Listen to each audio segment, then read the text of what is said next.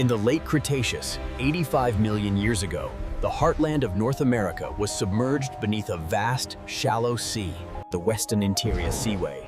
The rulers of this lost continent are often imagined as terrestrial giants, shaking the earth with every step. But to truly understand this period, we must look up. For here, gliding on thermal updrafts above the warm sea, reigned a different kind of sovereign. An animal that is neither a bird nor a dinosaur, but a spectacular demonstration of the power of evolution to conquer the skies. This was the age of Pteranodon.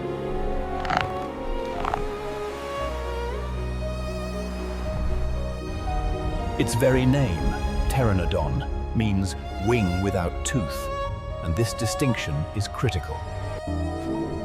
As the red lines illustrate, the pterosaur's wing is primarily supported by an elongated fourth finger. When we analyze its anatomy, we are not looking at a primitive ancestor, but at a creature that had perfected its craft.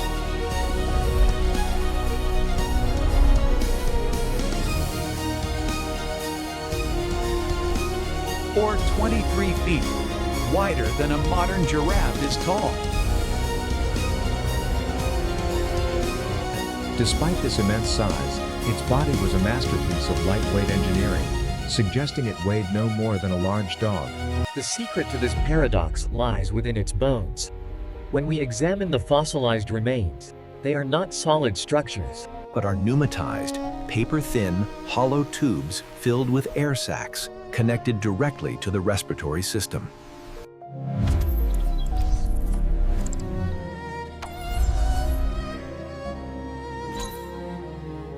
But the true engine of its power was the wing itself. The primary support was a single, radically elongated fourth finger.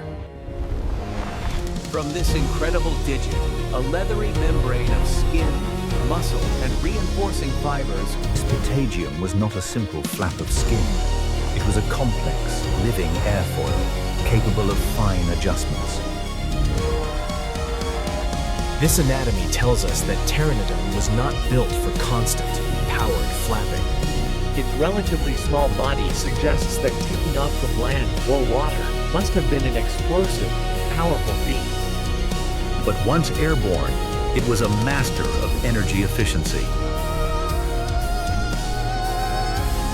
Like a modern albatross, it was a dynamic soarer, expertly using the winds blowing across the waves to travel immense distances, with barely a flicker of its wings. It could ride the air for hours, even days, scanning the waters below.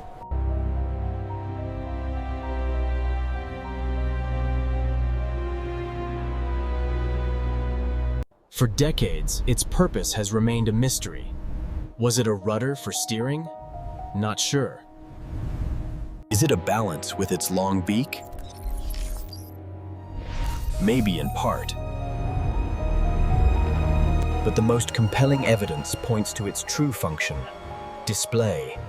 The crest was a biological billboard. Its size and shape likely signaled maturity, health, and genetic fitness to potential mates, and served as a clear identifier for its species across the crowded Cretaceous skies. It's a social communication tool, as important to its survival as the wings that carry it. From its hollow bones to its specialized wing finger and its spectacular crest, every element was honed for a single purpose.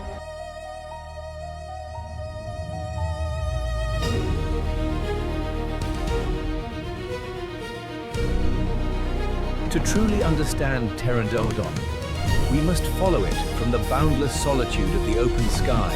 Its world is the Western Interior Seaway, a predator-rich environment where survival depends on efficiency and chance.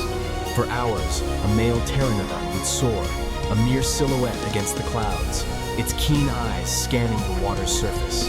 Its prey was not the monstrous marine reptiles, but the schools of fish that flashed like silver near the surface. For years, paleontologists debated how it hunted. Was it a skim feeder, dragging its beak through the water as it flew?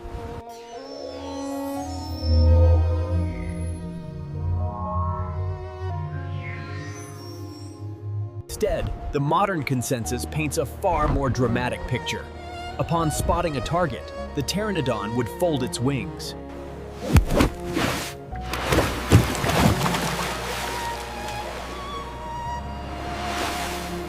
It would scoop up its prey, fish like Encodus, the saber-toothed herring of the Cretaceous, and swallow it whole. Its toothless beak is a perfect tool for this task, a pair of biological forceps. Inside its throat is a large throat pouch, similar to that of a pelican, allowing it to hold many fish. Not just for itself, but for a long journey home. And home was a place of breathtaking scale and constant peril. Pteranodon were highly social creatures. They congregated in immense colonies, choosing sheer, inaccessible chalk cliffs that rose from the sea. Locations like the Niobrara Formation provide the perfect geological backdrop for this behavior.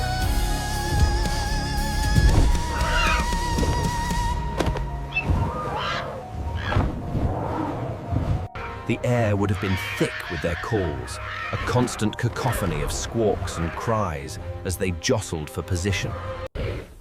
When we analyze the fossil record, we find a distinct sexual dimorphism. The males were significantly larger. The females were smaller, with more modest, rounded crests. This suggests a complex social... But the primate purpose of these colonies was safety. They were cliffside nurseries. On a precarious rock, hundreds of feet above the raging waves, a female is laying eggs. This elevation provided a crucial defense against the era's great terrestrial carnivores. No Tyrannosaur could reach them here. However, the threat is not eliminated. It has simply changed form. The young, called flaplings, are extremely vulnerable. Patrolling the waters below were a constant menace.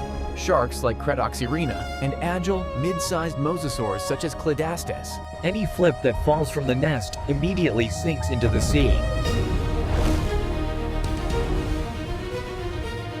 The more insidious threat, however, came from those that could assail the cliffs themselves.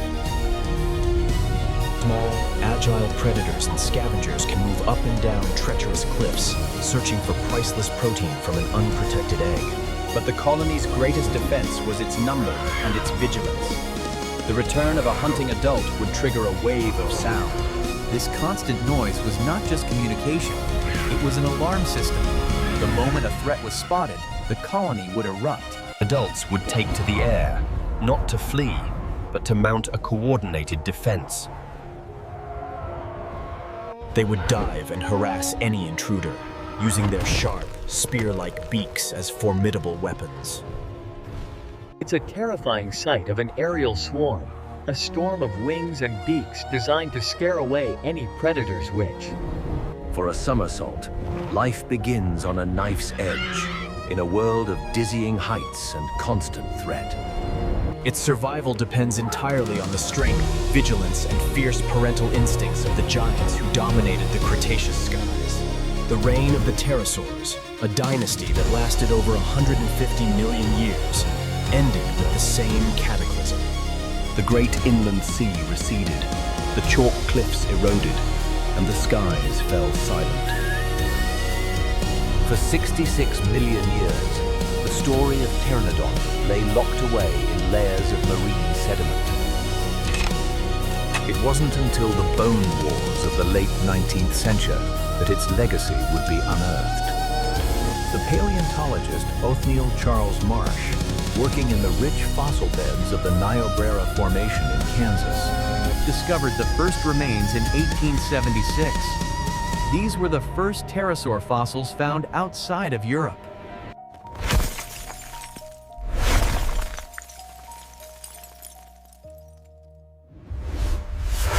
The sheer volume of fossils recovered from this single geological formation is astounding, providing us with a uniquely detailed window.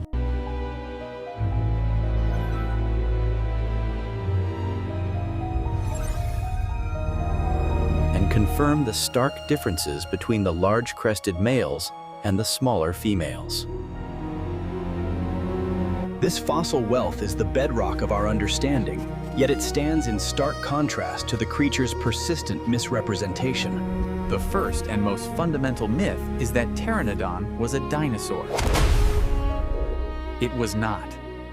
Pterosaurs were a distinct group of flying reptiles that were close cousins to the dinosaurs, but they were not members of the same lineage.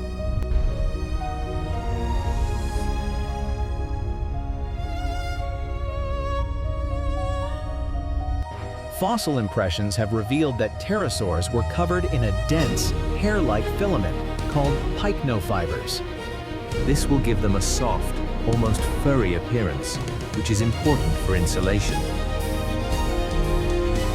But the most egregious myth is that of its behavior.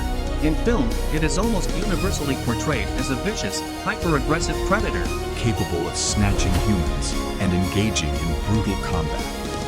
This is pure fiction. Its long, toothless beak is a precision tool for catching fish, not for tearing flesh.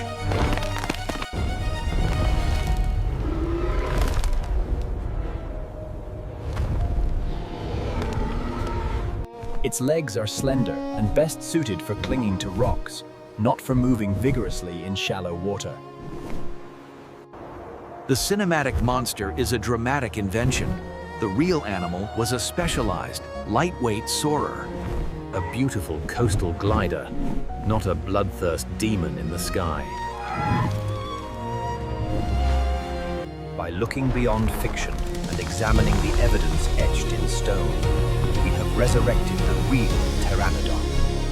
An animal of breathtaking elegance and one of the most successful flying vertebrates the world has ever known.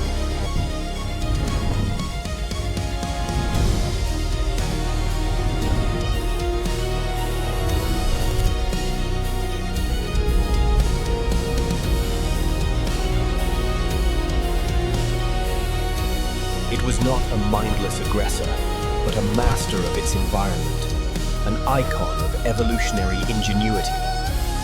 Its shadow, cast upon the waves of a lost ocean, reminds us that for millions of years, the kings of our world reigned